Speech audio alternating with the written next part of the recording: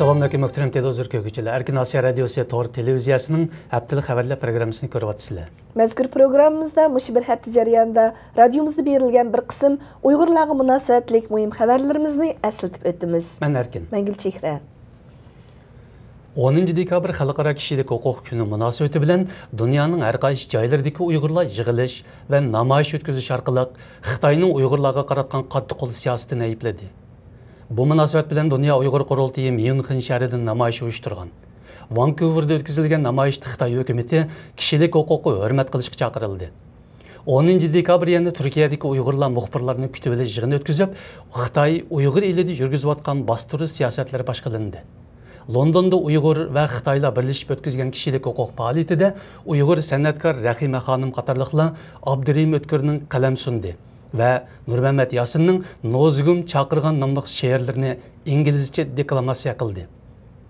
Kishilik huquq kuni yana Dunyo Uyg'ur rahbari Rabiya Qodir xonim Xitoy hukumatining Uyg'ur tashkilotlariga chaplayotgan bo'xtonlar munosabati bilan ziyoratimizni qabul qilib, Xitoy hukumati Uyg'urlarning erkinlik arzusini terrorlik bilan besib tugatanmaydi deb xitob qildi. Xitoy doiralari Uyg'ur elida yo'lga qo'ygan atalmish yo'lni ravonlashtirib xalqni betish qurilishining Uyg'ur dehqonlarni aşağı tutuş bədligi bitiyotganligi ma'lum. Qağılıq nayisi bu xil qurilishlar jiddiy ilib berilayotgan nayilardan biri. Radiomizning Qağılıq nayisi Tögichi yesidan egallishicha dehqonlar yo'l yasash qurilishiga majburiy haydalgan va haqsiz ishlashga tutilgan.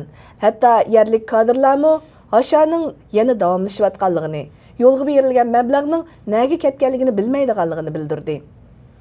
5 yıl vakasidan keyin yo'qolib ketgan qarindoshlarining izdirikini qilgan bir qism Uyg'urlarning Urumchidan ketishga majburlanayotganligi ilgari surilmoqda. Muxbirimizning egallashicha bu yil 6-oyning 6-kuni 40 yoshli ona To'qiz Nurahmat 3 bolasi bilan ijara o'ltirayotgan uydan qo'g'langan. Uningdan boshqa uning taqdirdoshlaridan Qurbongul Sodiqxon qatorliq onalarmi Urumchidan ketishga zo'rlangan. Ma'lum bo'lishicha, yuqorqi onalar 2009-yildagi 5-iyul vaqasidan keyin g'oyib bo'lib ketgan tavobatlarini izlaganligi uchun ularga uy ijara berganlar hukumatning besimiga uchirgan. To'qizning eri Muxtar Mahat 5-iyul vaqasidan keyin qo'lga ilinib, hozirgacha uydagilarga qaytarilmagan. Doiralar To'qizga erining uchurini berish o'rniga uningga turli besim va tahdidlarni solgan.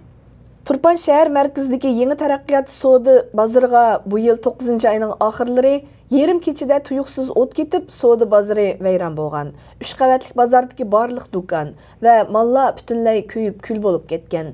Bu Turpan shahridagi eng cho'ng savdo markazi bo'lib, bozordagi do'konlarning oz degandimi 70%ni Uyg'ur tijoratchilar egallaydi ekan. Buningdan bir qancha yil avval mazkur savdo bozoriga bir qitim o't ketib, remont qilingan edi. Lekin bu qitimqi o't ofati yerlik aholilarda har xil gumonlarni paydo qilgan.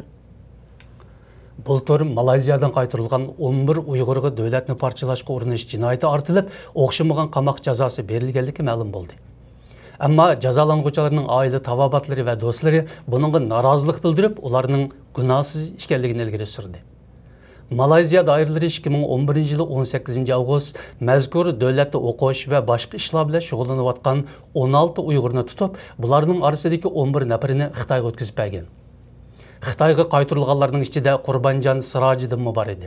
Xitoy hukumatı Qurbonjon ustidan bu yil 7-oyda sud echib, davlatni parchalamoqchi bo'lganlarga yordam qilib, davlatni parchalashga uringan degan jinoyat bilan 6 yillik qamoq jazosiga hukm qilgan.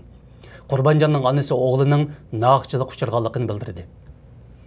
12-oyning 12-kuni 1985-yildagi 12 dekabr o'quvchilar harakatiga saq 27 yil to'lgan xotir kundir. Dunyo Uyg'ur qurultiyining bosh kotibi Nurmamat Musabay 1985-yili Urumchida yuz bergan o'quvchilar namoyishiga boshdan oxir qatnashgan hamda Xitoy hukumat doiralari bilan bo'lgan suhbatlarga ishtirok qilgan shahidlarning biri.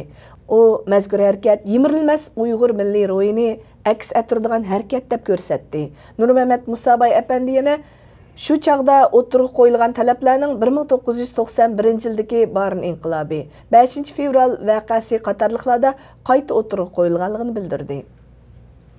Muhtaram televizor ko'ruvchilar, yuqorida Erkin Osiyo radiosi to'g'ri televiziyasining haftalik xabarlar programmasini ko'rdinglar. Kelar qitim ko'rishgacha omon bo'lgaysizlar. Xayr xo'sh. Xayr xo'sh.